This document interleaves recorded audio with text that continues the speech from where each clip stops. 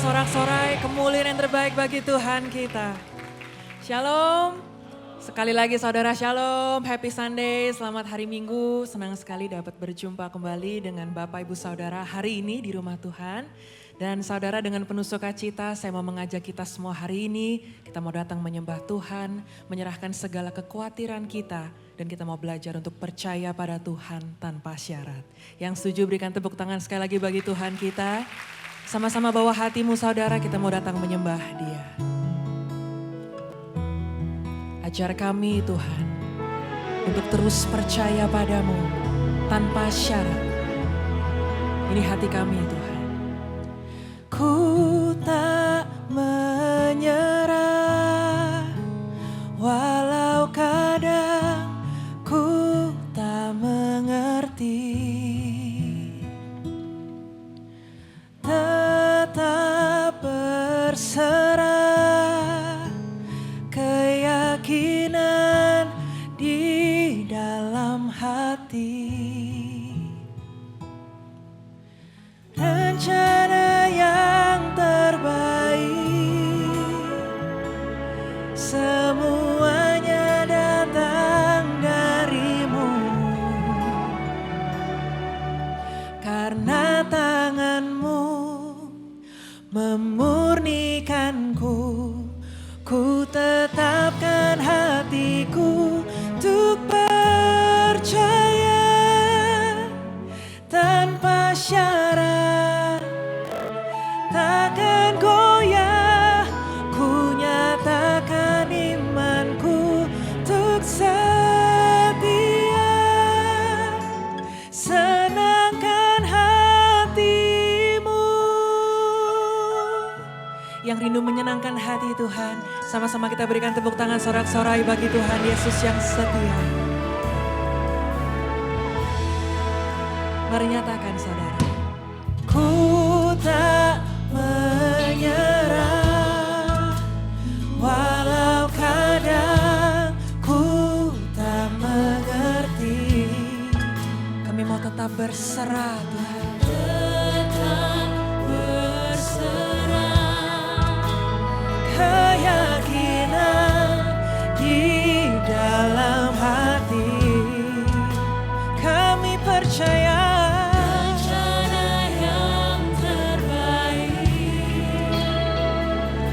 semuanya datang darimu. Karena tanganmu memurnikanku, ku tetapkan hatiku untuk percaya tanpa syarat. Takkan goyah, ku nyatakan imanku untuk setia. Mari bersama-sama kita bangkit berdiri saudara, angkat tanganmu tinggi, nyatakan di hadapan Tuhan.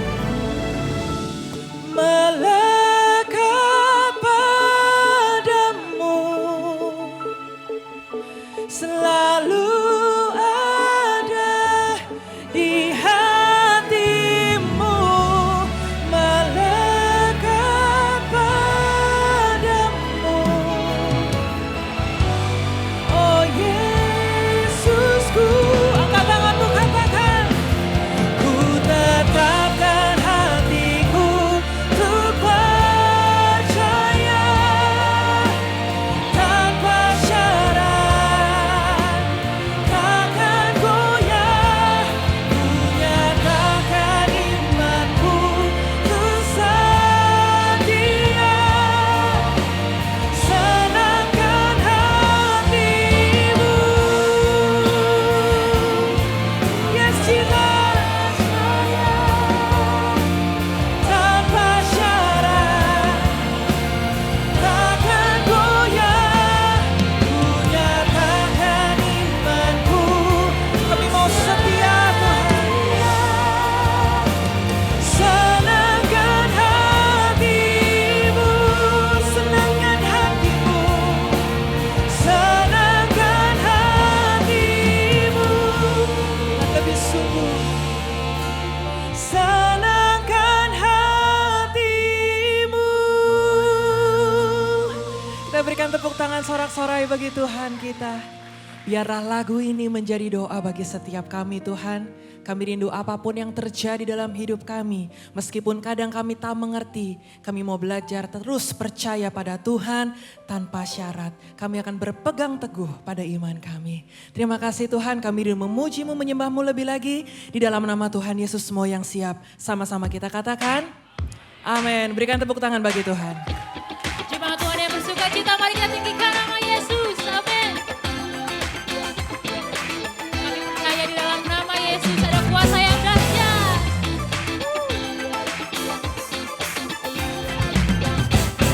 Mari kita sorakan.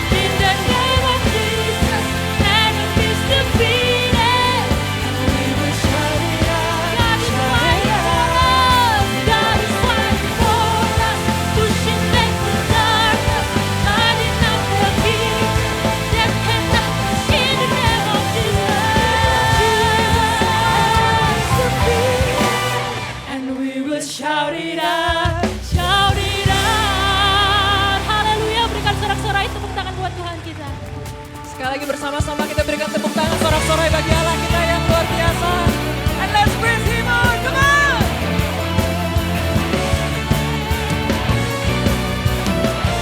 Mari bersama-sama serukan saudara.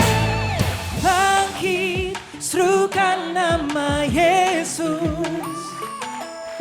Maju, nyatakan kuasanya. Kita buat iblis gemetar, kalahkan tipu dayanya dengan kuasa namanya. Sekali lagi nyatakan, bangkit, serukan nama Yesus. Maju, nyatakan kuasanya. Kita buat iblis gemetar, kalahkan tipu dayanya dengan kuasa namanya. Serukan nama Yesus, menara yang kuat. Nama Yesus, kota benteng yang teguh. Nama Yesus, kalahkan semua musuh. Nama Yesus di atas segalanya. Berikan tepuk tangan bagi Tuhan Yesus.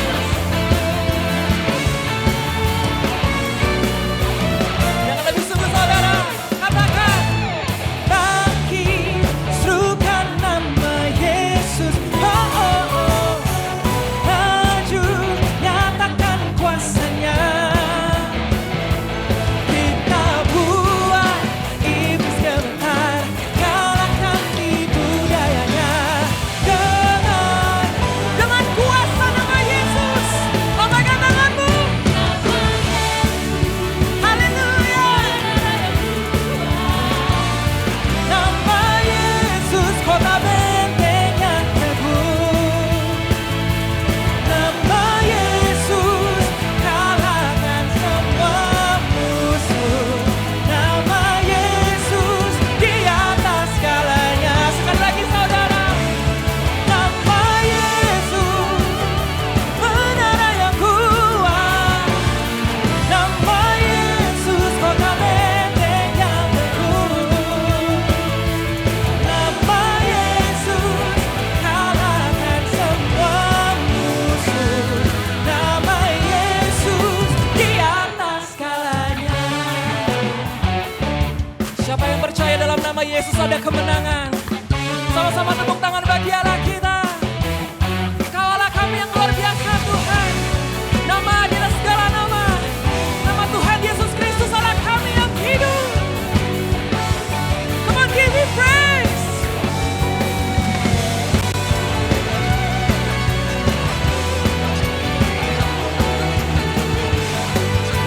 Mari seluruh umat Tuhan angkat tanganmu tinggi bagi Yesus. Nama Yesus, sing it out. Nama Yesus, namamu dahsyat Tuhan. Nama Yesus, nama Yesus di atas segalanya. Nama Yesus, menara yang kuat. Nama Yesus, kota benteng yang teguh. Nama Yesus, kalahkan semua musuh. Nama Yesus di atas segalanya. Katakan nama Yesus, nama Yesus. Namamu Yesus, nama Yesus di atas segalanya.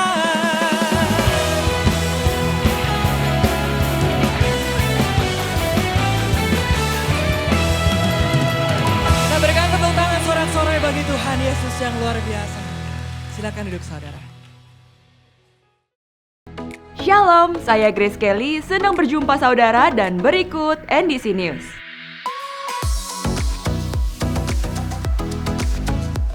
Jadwal ibadah raya dan NDC Kids di berbagai lokasi NDC dapat ditemukan di aplikasi dan juga website NDC.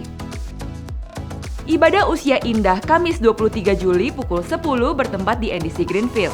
Saudara akan dilayani oleh Pastor Suyatna Subrata. Persepuluhan dan persembahan dapat diberikan dengan melakukan scan kode kris yang terdapat di layar. Dapat juga diberikan melalui kotak-kotak persembahan yang ada di lobi, melalui website dan aplikasi NDC di menu giving, atau melalui transfer bank dan mesin EDC BCA yang ada di counter. Terima kasih atas persembahan yang saudara berikan karena bermanfaat bagi kelancaran operasional dan kegiatan pelayanan dari gereja kita. Berikut perkembangan pembangunan gedung NDC PIK 2 Dekor. Pengerjaan terus berlangsung untuk rangka aluminium dan panel kaca, serta pemasangan atap auditorium. Teruslah berdoa agar pengerjaan dilakukan tepat sesuai perencanaan dan tidak ada hambatan. Saudara dapat memberikan dukungan pembangunan melalui dana atau pengadaan 10.000 kursi untuk auditorium dan 4.200 PK untuk AC. Dukungan dana dapat diberikan melalui nomor rekening pembangunan berikut atau dengan scan kode kris yang tersedia di layar, atau dapat juga diberikan melalui aplikasi NDC. Berikut laporan penerimaan kursi dan AC yang telah terkumpul dan laporan keuangan tersedia pada TV Signage. Tidak ada pasangan yang sempurna, namun setiap pasangan bisa terus bertumbuh menjadi lebih kuat ketika berjalan bersama Tuhan. Usia pernikahan kami sudah 23 tahun. Dengan mengikuti kelas SMC ini, banyak sekali pelajaran yang kami dapatkan. Tidak perlu menunggu rumah tangga mengalami masalah dulu, baru kita mau perbaiki. Justru ketika sedang baik, itulah saat yang tepat untuk membuatnya menjadi lebih kuat. Daftarkan pernikahan saudara dan ikutlah Strong Marriage Class. Informasi lengkap tersedia di counter ibadah dan aplikasi NDC. Di dalam dunia kriminologi, ada sebuah fenomena yang disebut institusionalisasi. Banyak narapidana yang telah dipenjara puluhan tahun mengalami kesulitan menjalani hidup ketika akhirnya dibebaskan. Di bulan Agustus ini, kita merayakan kemerdekaan bangsa. Namun perayaan ini juga mengundang kita untuk merenungkan sebuah pertanyaan. Apakah kita benar-benar telah merdeka? Karena itu, di sepanjang bulan Agustus, NDC menetapkan tema True Freedom in Christ. Kiranya melalui tema ini, kita mengerti arti kebebasan yang sejati. Kiranya Tuhan memberkati kita semua. Puji Tuhan. Berikut hotline NDC yang dapat dihubungi jika saudara membutuhkan pelayanan dari gereja. Sekian NDC News yang dapat kami sampaikan. Terima kasih atas perhatian Anda dan Tuhan Yesus memberkati. Mari bersama-sama siapkan hati kita mau datang menyembah Tuhan. Telah begitu banyak hal Tuhan lakukan dalam hidup kami. Hari ini kami bawa hati kami bersyukur Tuhan untuk kasih-Mu. Yesus, kemuliaan-Mu pulihkan hatiku. Yesus, kemuliaan-Mu berkati hidupku. Katakan Yesus, Yesus, kemuliaan-Mu pulihkan hatiku. Yesus, kemuliaan-Mu berkati hidupku. Mari bersama bersyukur. Segala pujian syukur bagi-Mu. Kau hadir dalam hidupku. Kini ku datang sujud di hadapan-Mu, memuji-Mu, menyembah-Mu. Yesus, ku menyembah-Mu. Mari dengan lebih sungguh saudara katakan, Yesus, kemuliaan-Mu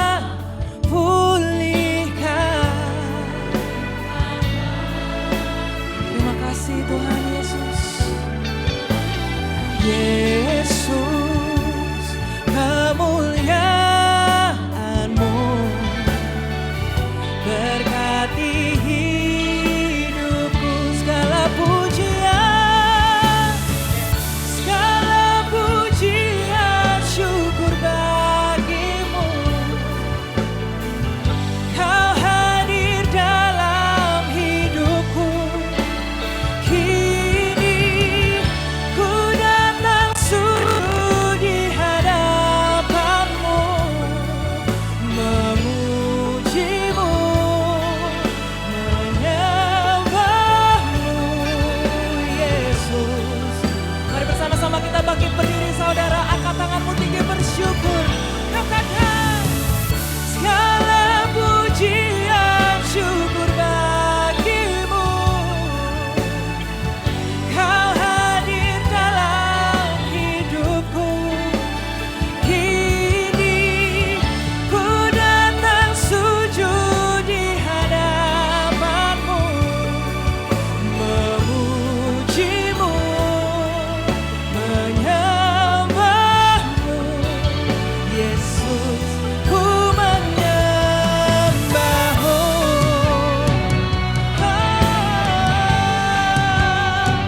Kami sembah Kau. Terima kasih Tuhan karena kehadiran-Mu dalam hidup kami. Hidup kami diubahkan, hidup kami dipulihkan, dan hati kami limpah dengan ucapan syukur. Mari angkat tanganmu tinggi, nyatakan segala pujian. Kami bersyukur Tuhan, Engkau hadir dalam hidup kami Yesus.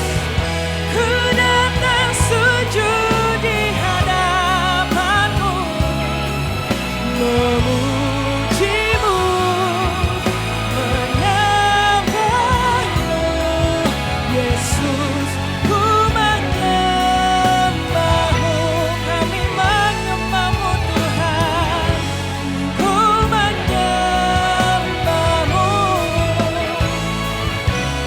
Yesus, ku menyembahmu. Kita berikan tepuk tangan sorak-sorai bagi Tuhan Yesus.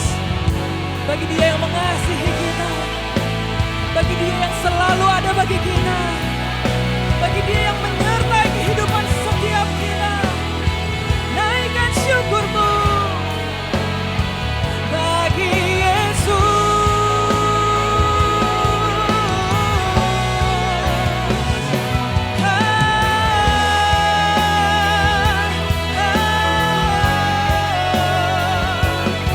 Terima kasih Tuhan, buat kasih-Mu dalam hidupku.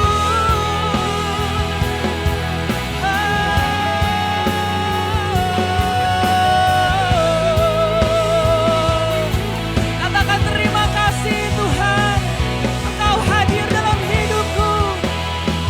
Hidupku tak lagi sama, sebab ada Yesus, sebab ada Yesus.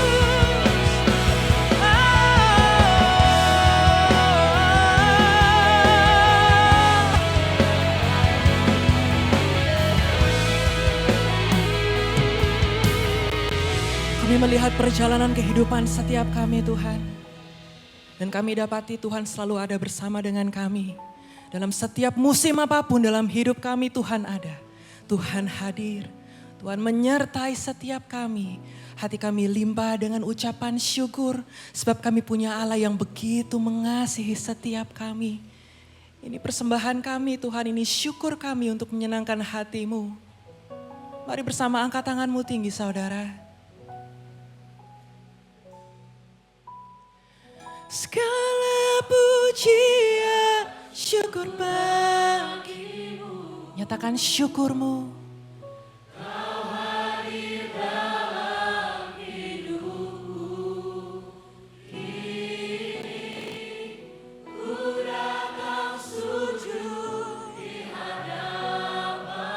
Kami rindu memuji menyembah Tuhan dengan segenap hati kami.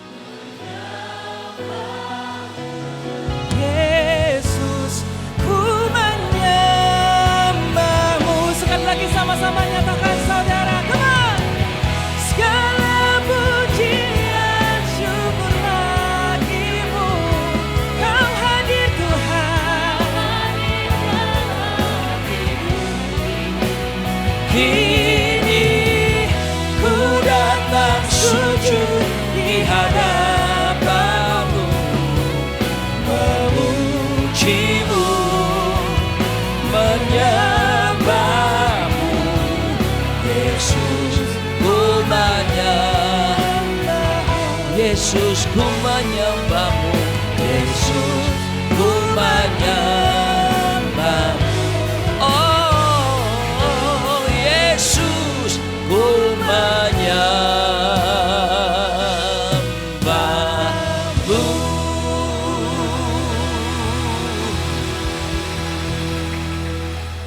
Datanglah kerajaan-Mu dan jadilah kehendak-Mu atas setiap kami di planet bumi ini.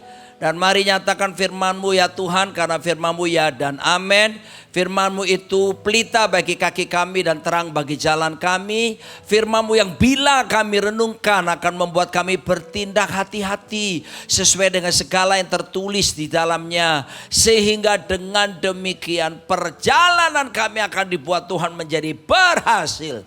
Dibuat Tuhan menjadi beruntung. Kami sungguh percaya langit, bumi dan segala kemuliaannya dibangun manusia tidak kekal dan akan segera berlalu.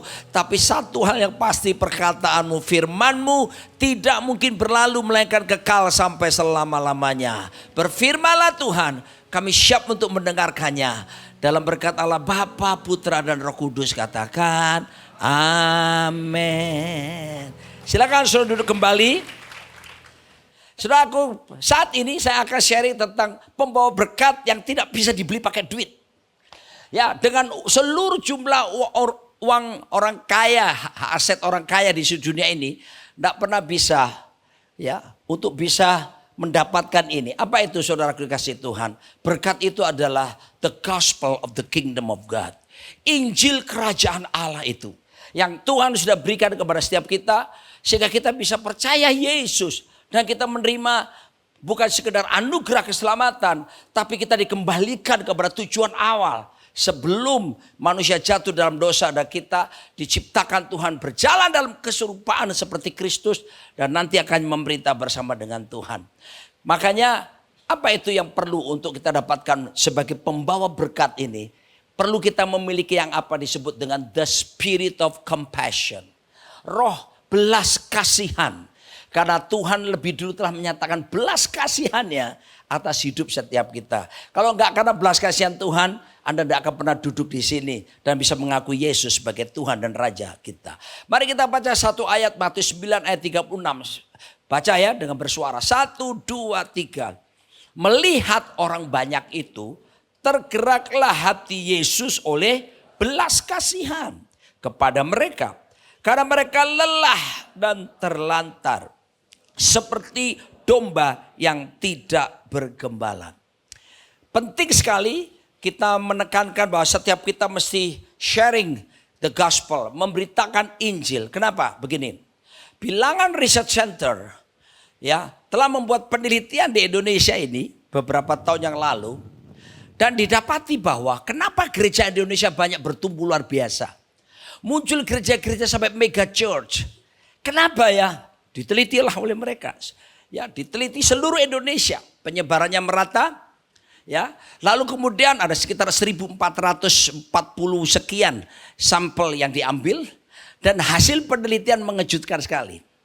Apa yang menyebabkan gereja bisa bertumbuh pesat di Indonesia?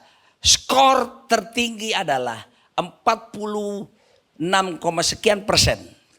Hampir 50% karena perpindahan jemaat. Dari gereja yang tradisional, yang tidak ada tepuk tangan ke gereja tepuk tangan, angkat tangan. Dari gereja yang cuma musiknya keyboard ke gereja yang band penuh. Dari gereja yang tadinya cuma LCD ke gereja LED. Dari gereja yang cuma bahasa Indonesia ke gereja pakai bahasa roh. Itu yang terbesar ternyata. Dan ini data loh, ini data. Jadi kita nggak bisa pungkiri ya angka penelitian. Lalu gereja yang bertumbuh karena betul-betul murni beritakan Injil kepada mereka yang terhilang. Ternyata skornya hanya 2,1%. Apa kesimpulan kita saudaraku? Gereja Indonesia malas memberitakan Injil. Oleh sebab itu saudaraku dikasih Tuhan, nanti kan ada pengumuman. Tadi sudah ada pengumuman ya.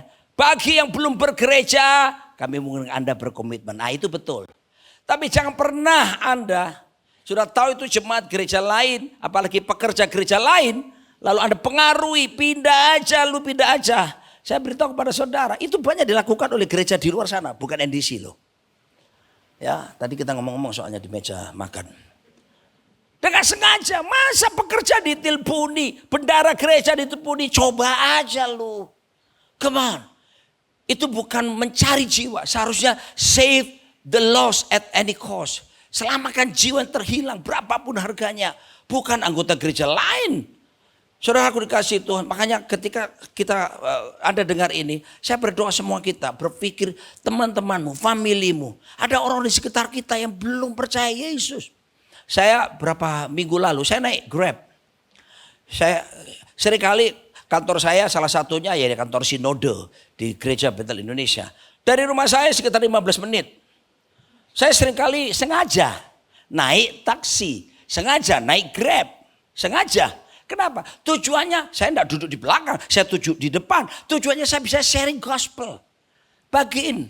Saya ketemu yang baru beberapa minggu, 2 minggu lalu. Saya tanya, Pak, tahu enggak pernah dengar nama Yesus Kristus juga? Siapa itu? Saya tidak tahu. Saudara, Coca-Cola lebih terkenal daripada Yesus Kristus. Kentucky Fried Chicken lebih terkenal. Semua orang di sini pasti pernah makan Kentucky Fried Chicken. Kalau enggak ada, tolong angkat tangan, nanti saya kasih duit supaya saudara pulang beli. Saudaraku, seharusnya kita yang sudah diselamatkan, kita yang sudah mengenal Kristus, bagikan itu. Tapi harus punya yang disebut dengan the spirit of compassion. Ya, kita next slide. Di dalam ilmu psikologi kita kenal istilah simpati. Ya, apa itu? Respon emosional.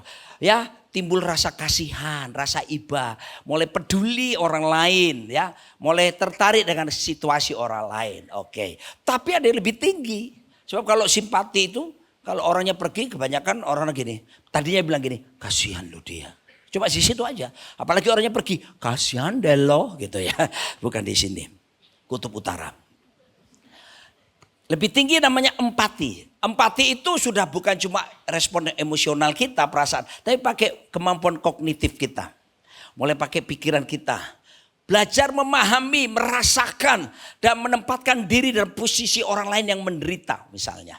Seperti ilustrasinya kita mencoba memakai sepatu orang lain yang sedang menderita. Jadi lebih memahami. Ya, bersyukurlah kalau kalian punya pacar yang seperti itu.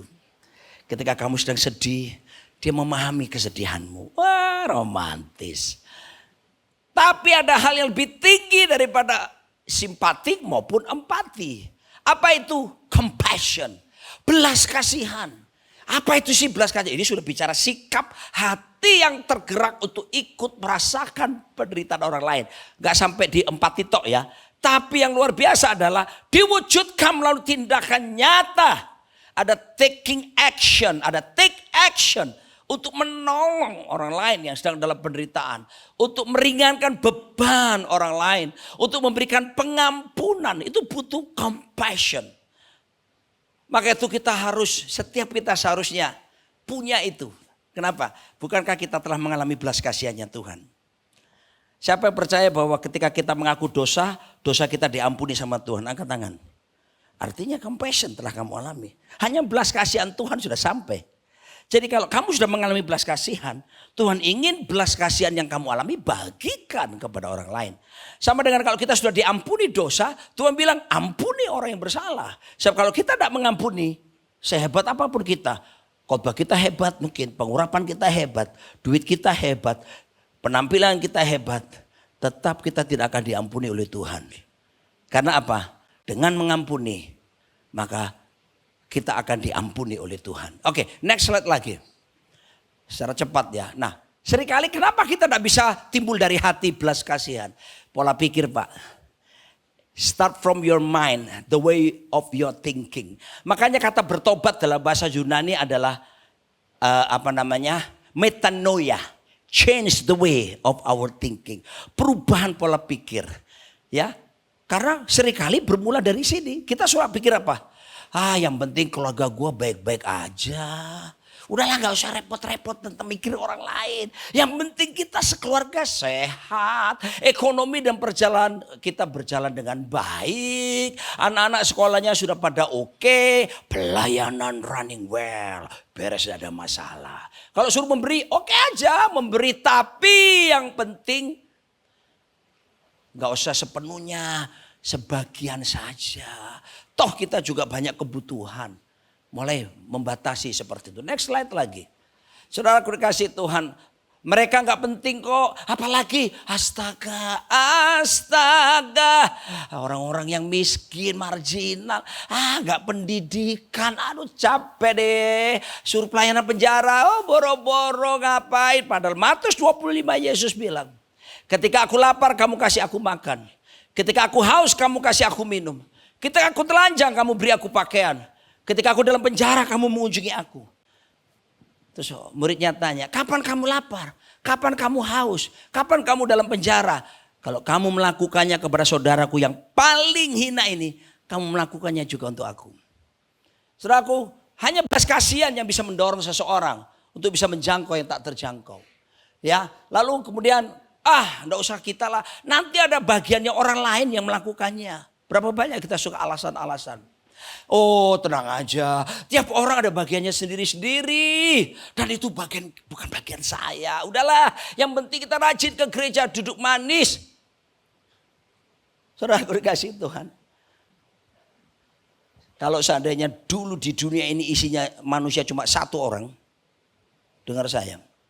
Yesus tidak akan membatalkan meninggalkan surga turun demi keselamatan satu orang. Termasuk orang itu adalah kalian semuanya di sini. Oke, next slide lagi. Kenapa? Belas kasihan. Kasihnya kepada kita. Next lagi. Mengingat waktu. Next. Saudara, pernah nggak kita membayangkan kita ada dalam posisi orang-orang yang belum mengenal Yesus? Saudara, mereka tidak ada harapan loh. Begitu mati, perapiannya menyala-nyala. Tidak ada keselamatan di luar Yesus. Ini harus ditekankan. Kisah Rasul 4 ayat 11 ayat 12 berkata. Sebab di bawah kolong langit ini tidak ada nama lain yang olehnya manusia bisa diselamatkan. Cuma satu nama yang bisa menyelamatkan. Yesus Kristus Tuhan. Cu Yesus ti. Nomor satu dia. Juang sesuai Yesus ti. Di seluruh dunia Yesus tetap nomor satu. Nomor setunggal Pak D. Monten-monten sing liyane. Bahasa Ibrani keluar. Bayangkan. Terus kita juga gak tahu apa yang terjadi besok. Saya punya teman saudaraku. Kita sering ketemu. Tapi saya gak sharing gospel. Duh. Ya biasa kita. Ya biasa kalau orang pria. Pipisnya kan berjajar pulau-pulau gitu kan. Saya ingat itu, waktu itu ngobrol sama dia sambil pipis bareng. Kita janjian, oke? See you tomorrow, oke? Yes, see you tomorrow. Pulanglah. Saya pulang dan dia pulang. Teman saya ini bawa motor. Sampai di rumah saya kaget, saya dapat kabar. Teman saya meninggal. Yang baru saya temu dia sekitar 2 jam yang lalu. Kenapa? Dia bawa motor. Ada orang turun dari oplet bemo gitu. Di belakang. Lalu langsung nyebrang. Jadi dia datang dari sini teman saya. Dia menghindar dan kepalanya kena trotoar dan pecah. Meninggal di tempat. Betapa menyesalnya saya. Aku belum pernah sharing gospel sama dia. Sejak hari itu saya putuskan tidak. Aku harus rajin mengucapkannya. Membagikannya. Saudara, tidak ada yang tahu. Saya punya teman saudaraku. Dia manajer sebuah perusahaan besar. Dapat fasilitas. Apa itu? Wah, mobil Alphard. Rumah.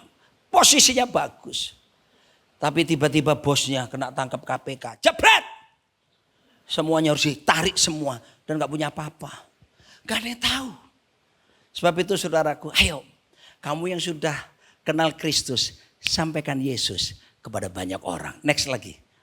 Kita lihat prinsip yang dilakukan oleh Yesus. Yang pertama, next. Apa yang dilakukan Yesus? Sengaja. Ini harus jadi prinsip ya. Sengaja beritakan Injil. Sengaja kabarkan kabar baik. Sengaja. Jangan begini. Saya tidak akan melangkah sebelum Roh Kudus menjamah. Yesus itu 2000 tahun lalu udah ngomong. Matius 28 ayat 19-20. Pergi. Jadikan semua bangsa muridku, baptislah mereka dalam nama Bapa, Anak, dan Roh Kudus. Ajarkanlah mereka melakukan segala sesuatu yang telah kuperintahkan kepadamu. Dan ketahuilah aku menyertai kamu senantiasa sampai akhir zaman. Dia udah ngomong 2000 tahun yang lalu, suruh pergi. Kok kita masih berdoa, kapan Tuhan? Sama. Gak perlu dijamah kalau itu saudaraku. Dijambak. Pergi gitu. Jadi sengaja saya tunjukkan mana ayatnya Yesus sengaja menjangkau jiwa. Yohanes pasal 4. Yesus sengaja pergi pulang dari Yerusalem. Ini kebiasaan orang Yahudi, orang Galilea yang Yahudi. Kalau dari Yerusalem pulang ke Galilea ke atas kan tuh. Itu harus jalannya melingkar. Kenapa? Karena kalau jalan lurus ada daerah namanya Samaria. Tapi Yesus harus melintasi daerah Samaria. Coba lihat di peta ini. Kenapa saudaraku? Orang Yahudi dengan orang Samaria nggak saling ngomong, musuhan, ada konflik berabad-abad. Next slide. Saya akan tunjukkan apa saja.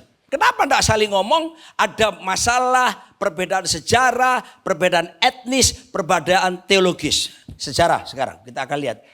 Dan rasial.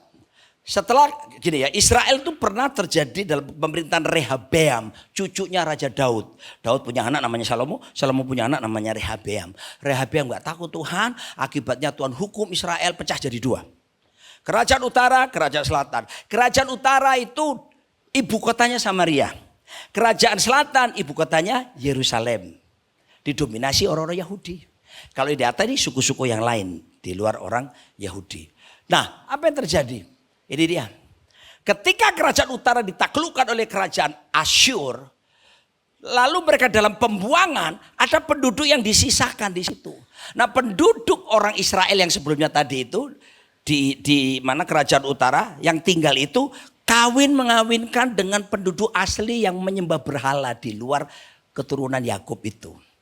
Akibatnya saudaraku, mereka akhirnya darahnya nggak Israel murni lagi. Bukan darah Yahudi. Dan oleh orang Yahudi dianggap itu bukan orang Israel lagi. Karena sudah campur. Jadi makanya bermusuhan. Itu dalam hal sejarah. Berikutnya. Nanti saya akan tunjukkan secara politik juga. Beda tempat penyembahan.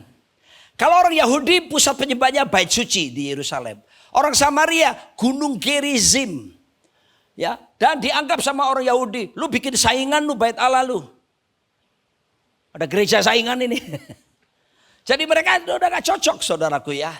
Konflik politik. Nah ini dia. Secara politis orang Samaria pernah menghalangi pembangunan kembali Bait Suci waktu Nehemia oleh Raja Artasasta.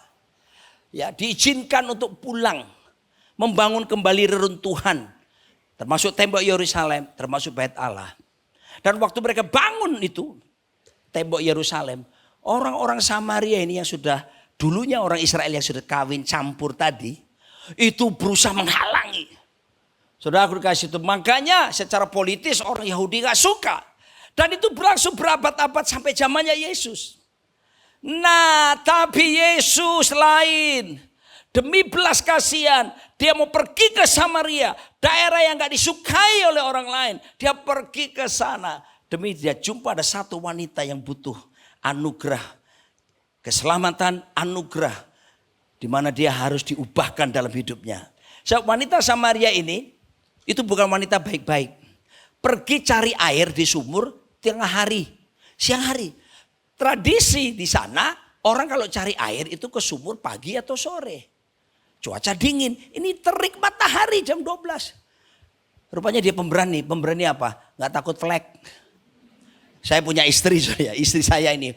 Dia kalau usir setan. Setan diusir sama dia. Tapi matahari takut. Kenapa sayang? Flek.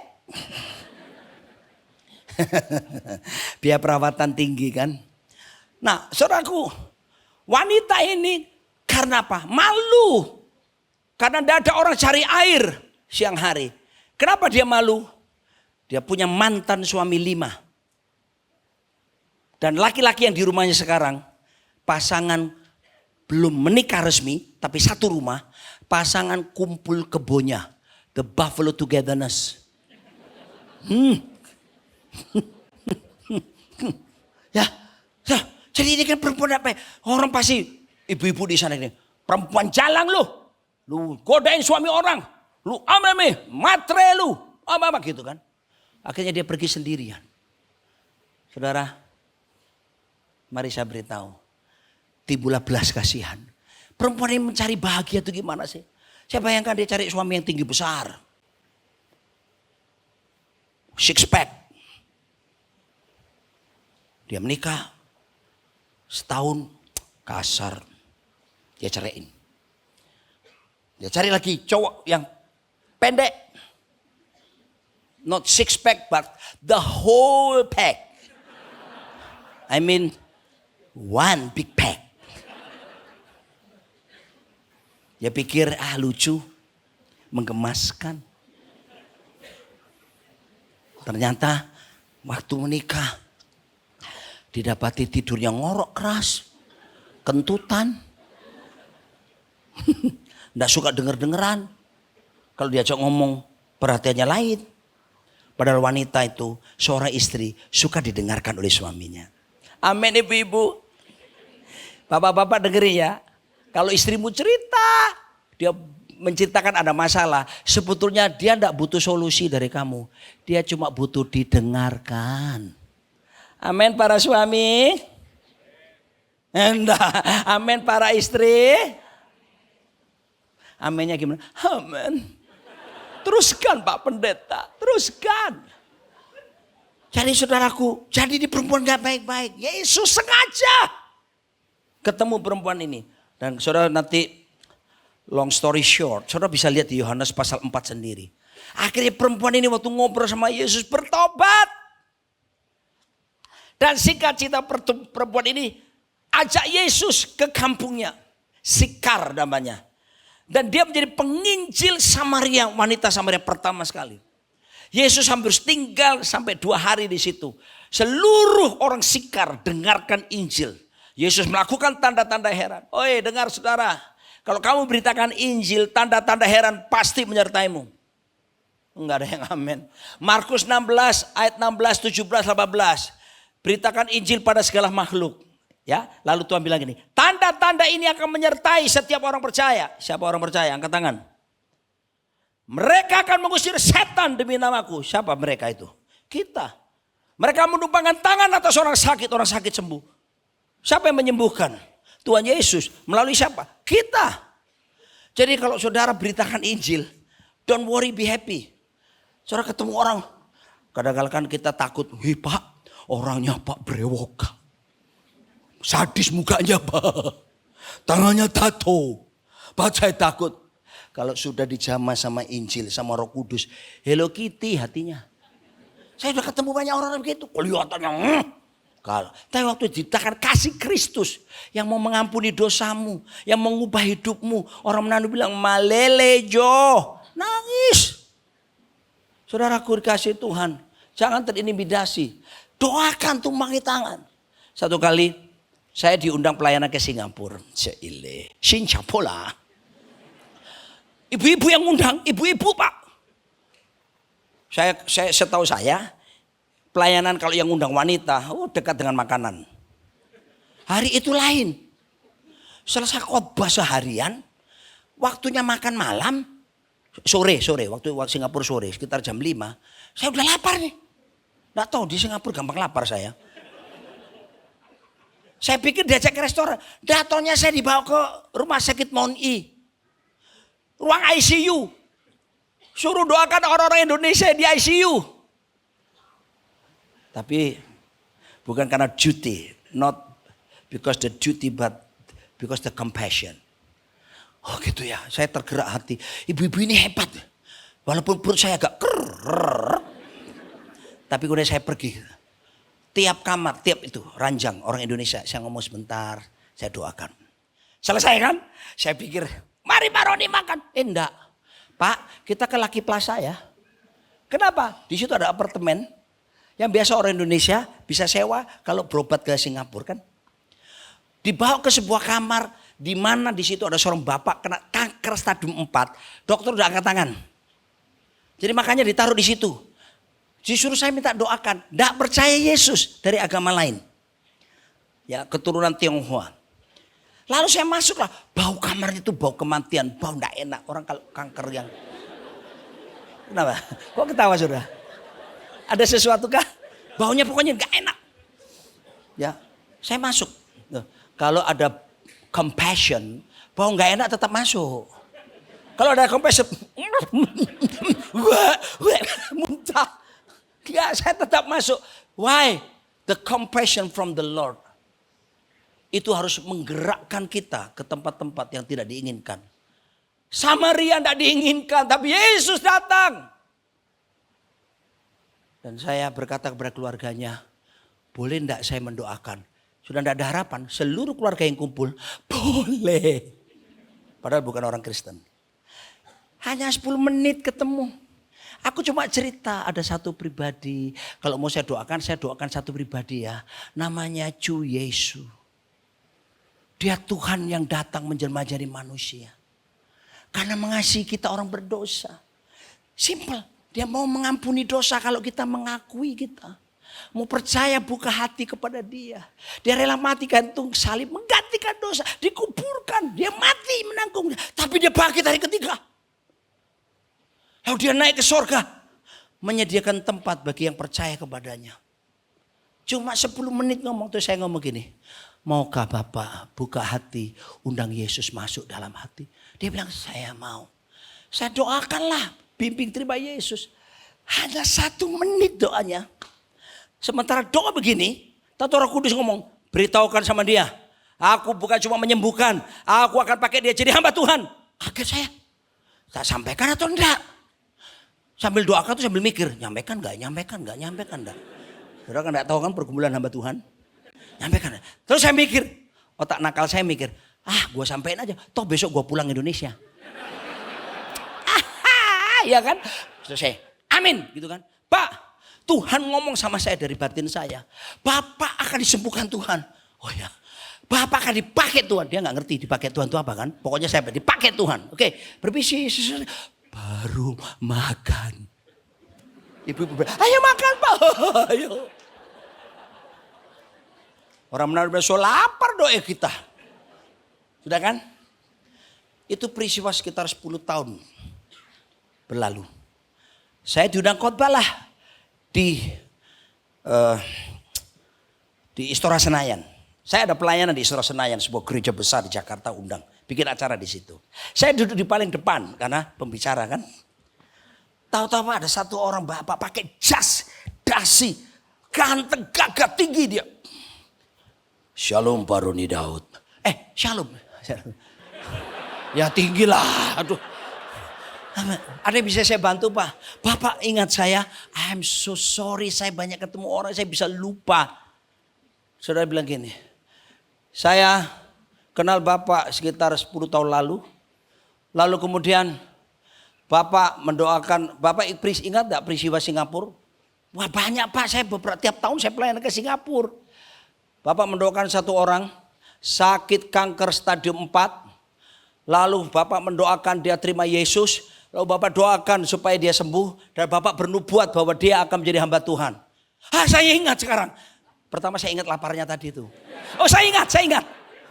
Lalu dia bilang gini. Pak, saya lah orangnya. Kaget saya. Terus dia bilang gini. Pak Roni, saya sembuh dari kanker saya. Saya sekarang jadi hamba Tuhan.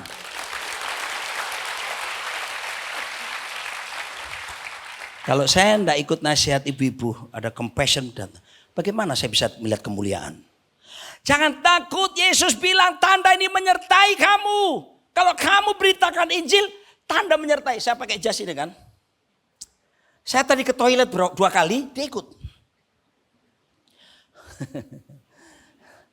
Saya dari ruangan VIP ke sini, dia ikut. Saya khotbah jalan dengan dia ikut, dia sertai saya. Kalau sudah beritakan Injil, ketemu siapapun, doain. Yang melakukan pekerjaan kuasanya Tuhan sendiri. Kenapa mesti takut? Tuhan kalau ngomong percaya aja. Terjadilah. Next. Jadi belas kasihan itu akan mengalahkan segala bentuk konflik yang berurusan dengan sejarah, politik. Jangan, kenapa? Cungkoren. Wo iniren. Lalu gimana? Ya sudah, campurin aja. Nah, jadi lihat ada orang di sekitar kita. Pertama katakan bersama saya, sengaja. Kunci G. Kasihan dari tadi kaku sampean. Sengaja aku beritakan Injil. Kan gitu mestinya, bukan datang ke kotamu. Boleh datang ke kotamu untuk beritakan Injil. Apalagi setelah sengaja. Perhatikan orang sekitar kita, kadang-kadang memang Tuhan izinkan. Drivermu gimana? Pembantu rumahmu gimana? Saya mengajar di sekolah STT. Saya juga seorang dosen. Saya tugaskan mahasiswa. Gak usah lu jauh-jauh pergi ke Papua. Di rumahmu, siapa yang belum pernah dengar Injil? Pembantu saya Pak. Siapa lagi? Sopir saya Pak. Praktek. Besoknya waktu kuliah. Puji Tuhan, betul Pak Roni. Aduh pembantu saya. Tadi malam pulang kuliah. Saya injili. Terima Yesus. Loh tuh. Orang kalau menginjil ada sukacita. Makanya saya lihat kalau orang Kristen ngaku Kristen terus wajahnya gini. Gak pernah menginjil. Egois. Orang kalau bagi Injil. Aduh. Orang pun kita sampaikan Injil. Meskipun dia tidak percaya pun kita lega. Karena kita harus kasih tahu kabar baik. Keputusan terserah orang itu. Ada orang kusta, zaman Yesus kusta itu najis Pak. Tapi Yesus ketemu orang kusta. Apa yang Yesus lakukan? Dia gak berdoa jarak jauh. Kamu najis gak boleh pegang. No, Yesus datang mendekati si kusta. Tumpangi tangan, dipegang. Karena belas kasihan itu. Membuat si kusta itu menjadi sembuh. Teladan kita cuma Yesus. Yang ketiga, saya sudah mau berhenti. Next. Seringkali Tuhan izinkan Tuhan kirim ke kita orang-orang agak lain. Gak apa-apa, layani aja. Next lagi. Anak-anak muda kan, gue butuh healing, layani. Healing dan yang lainnya. Terus kami masuk ke penjara-penjara Pak. Bikin sekolah Alkitab di penjara gratis. Saya keluar masuk penjara, bukan saya maksudnya di penjara. Kami punya tim bikin pemuridan Pak Jeffrey. Saya tidak mau pelayanan penjara hit and run. Keluar jutaan kasih makan 200 orang. No. Bikin kelas pemuridan seminggu 2 kali. Why? Tahu indikatornya. Yesus bilang ketika aku penjara kamu melawat aku. Maka kami ambil pelayan-pelayan. Kami masuk ke daerah Kepu. Daerah yang miskin-miskin. Masuk ke sana. Kita bikin bimbingan belajar gratis. Masuk ke daerah Cina Benteng. Bikin PAUD. Aku kenapa? Saudara, banyak di sekitar kita ini loh. Do something and share the gospel to them. Bila mereka kenal Kristus. Saya akan tutup dengan kisah wanita Samar itu. Tapi kalian bagi berdiri supaya tahu saya selesai. Berdiri. Kalau sudah duduk lupa berdiri. Next. Siapakah wanita itu? Dalam sejarah gereja. Next catat namanya Santa Potini. Wanita itu namanya Potini ternyata. Waktu doa pencurahan Roh Kudus, Santa Potini ikut dalam pertemuan 120 orang di kamar loteng itu. Dan kemudian bersama anak-anaknya Victor dan Josia. Singkat cerita mereka, karena Yesus pergi ke Samaria tadi. Mereka digerakkan Roh Kudus pergi ke Afrika Utara. Beritakan Injil ke sana. Singkat cerita, long story short. Mereka sampai ke Italia, ke Roma. Dan sampai akhirnya menginjili anak Kaisar Nero. Yang anti Yesus, anti kekristenan. Anak Kaisar itu percaya Yesus. Kaisar marah. Dan Santa Potini dianiaya mati menjadi martir. Namanya harum sampai hari ini. Saya percaya dia sudah bersama dengan Yesus. Saudara, kadang-kala memang ada kenyataan pahit karena beritakan Injil. Jangan takut kepada mereka yang bisa mengambil nyawamu. Karena jaminan kita, Yesus Kristus yang memberikan hidup kekal dan memerintah bersama dengan dia. So doa saya 1 menit ke depan. Ayo minta the spirit of compassion. Belas kasihan. Pulang praktek. Kalau naik Gojek, ngomong. Anak-anak saya latih. Bahkan anak saya naik motor nih Pak. Gojek motor kan. Helm. Turun dia bilang, Papa aku berhasil. Aku beritakan aja. Gimana caranya naik Gojek? Helm sama helm. Ya aku ngomong miring sama dia gini Pak. Senangnya hati saya. Mari kita berdoa. Berikan pada kami hati yang mengasihi jiwa-jiwa yang belum mengenal kasih Bapa. Mereka yang dalam gelap, mereka yang tersesat, hati kami iba seperti hati-Mu Yesus. Katakan, Tuhan,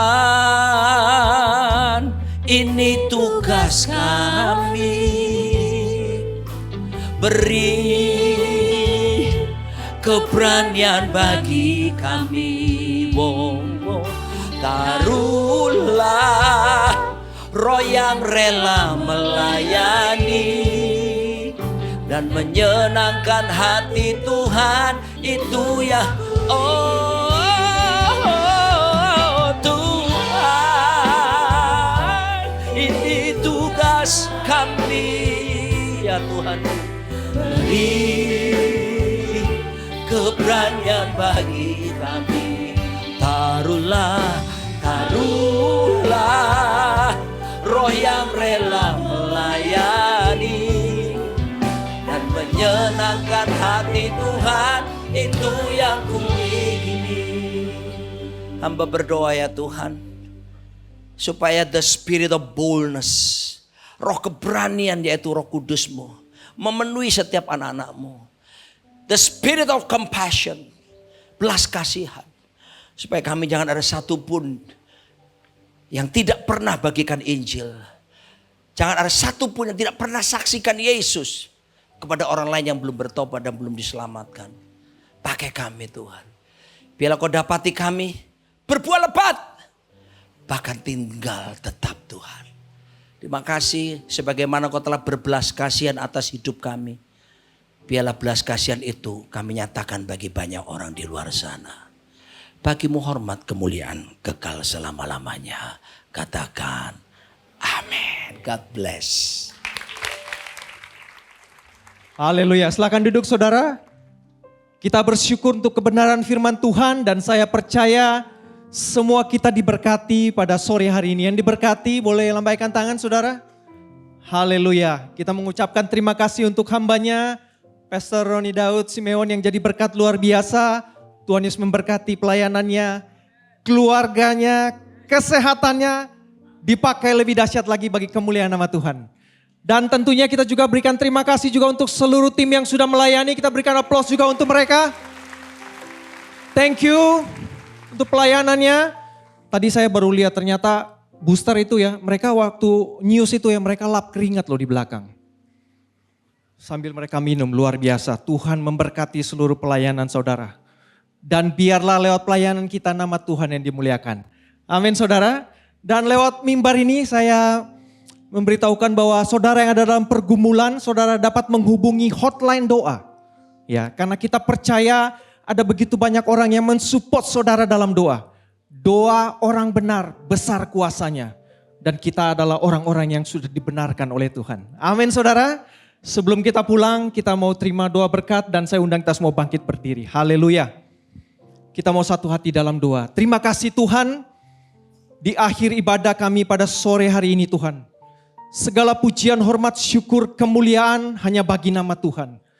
Kami bersyukur untuk perkenanan-Mu yang sudah turun dalam ibadah kami pada sore hari ini. Kami percaya Tuhan, setiap kami yang datang pulang nanti tidak sama Tuhan. Setiap kami mengalami perjumpaan secara pribadi dengan Engkau Tuhan. Yang sakit di dalam nama Yesus terima dengan iman. Kesembuhan yang dari Tuhan. Yang berbeban berat terima dengan iman. Tuhan memberikan kelegaan. Yang menemukan jalan buntu terima dengan iman. Tuhan buka jalan. Bahkan kami percaya Tuhan sepanjang 1 minggu ke depan. Apa yang kami kerjakan dengan setia dan benar. Dibuat Tuhan berhasil. Dan Tuhan akan menyertai kami sepanjang minggu nanti. Terima kasih. Jemaat yang dikasihi oleh Tuhan buka hatimu dan terimalah. anugerah dan berkat dari Allah Bapa di surga, cinta kasih oleh anak yang tunggal Yesus Kristus, serta persekutuan manis intim dengan Roh Kudus menyertai kita semua mulai sore ini sampai selama-lamanya. Di dalam nama Yesus, semua yang percaya dan diberkati mengatakan amin, amin. Terima kasih Yesus, terima kasih Yesus, ku bersyukur hanya bagimu ya Allahku, ya Tuhanku. Terima kasih Yesus, terima kasih Yesus, ku bersyukur hanya bagimu. Terima kasih Yesus. Selamat hari Minggu, Tuhan Yesus memberkati.